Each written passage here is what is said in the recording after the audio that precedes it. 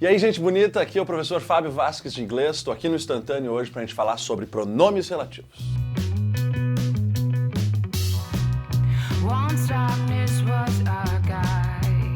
Então, gente, muitas vezes quando a gente escuta falar sobre pronomes relativos, a gente fica um pouco preocupado, achando que vai ser muito difícil. Fica pensando, me dei mal.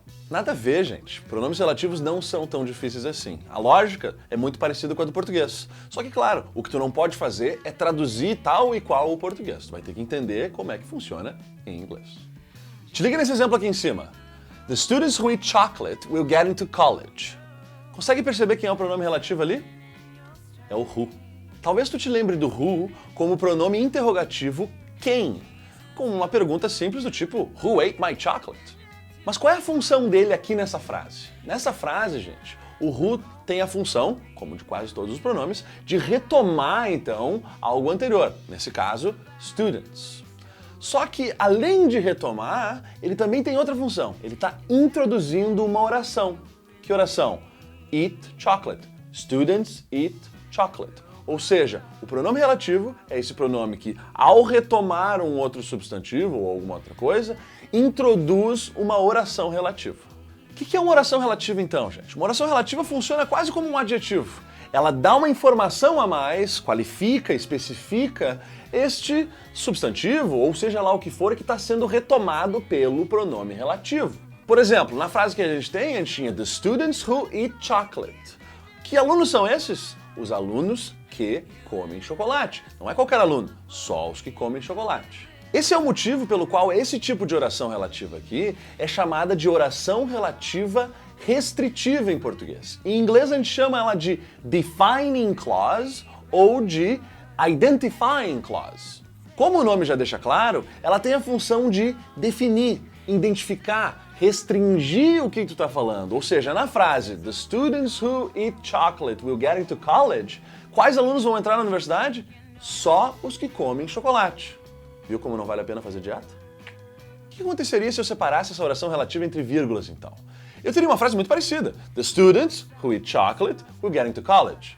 Só que agora, a minha oração relativa não teria mais aquela função restritiva. Ela teria uma função que a gente chama em português de explicativa. Em inglês, ela seria uma non-defining clause ou uma non-identifying clause. Ou seja, ela não tem a função de definir quem é o sujeito, ela não tem a função de identificar esse sujeito. Só o que ela faz é trazer uma informação extra.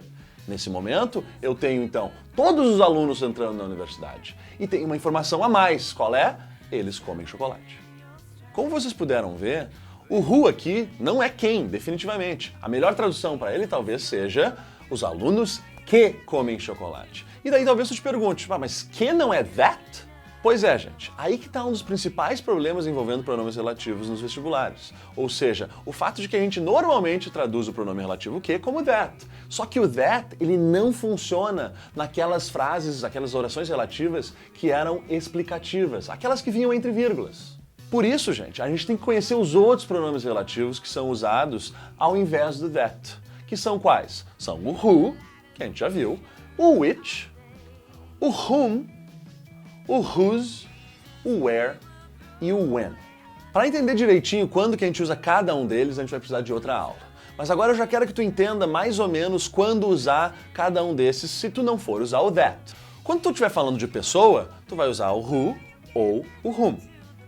Se tu estiver falando de qualquer coisa que não seja pessoa, uma coisa, um animal, um objeto, um sentimento, uma situação, tu vai usar o which. Se tu estiver falando de uma posse, uma relação entre coisas, tu vai usar o whose. Se tu estiver falando de lugares, tu vai usar o where. E se tu estiver falando de um tempo, tu vai usar o when. Então, gente, fechando isso aqui tudo, o que é um pronome relativo? O pronome relativo é esse pronome que retoma alguma coisa e introduz o que a gente chama de uma oração relativa. A oração relativa é essa que tem duas funções. Função número 1, identificar, definir, restringir o que a gente está falando. Função número 2, que normalmente vem entre vírgulas, é de explicar, trazer uma informação extra, que não é essencial para tu entender a frase, mas que adiciona conteúdo à tua frase toda. E tu tem que cuidar, especialmente, que apesar da tradução mais comum ser que, a gente provavelmente não vai usar o that quando responder alguma questão de prova, porque o that tem uma limitação. Ele não funciona entre as vírgulas, ele não funciona como uma explicativa. Certo, gente? Pronto, agora a gente já sabe o que é um pronome relativo, o que é uma oração relativa, quais são as suas funções e já não vamos cair mais nessa armadilha do that, certo? Se tu gostou do vídeo, dá um like e compartilha com teus amigos. Até a próxima.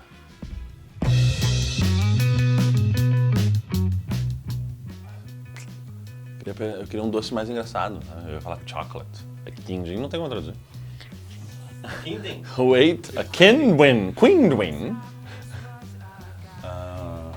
The egg candy.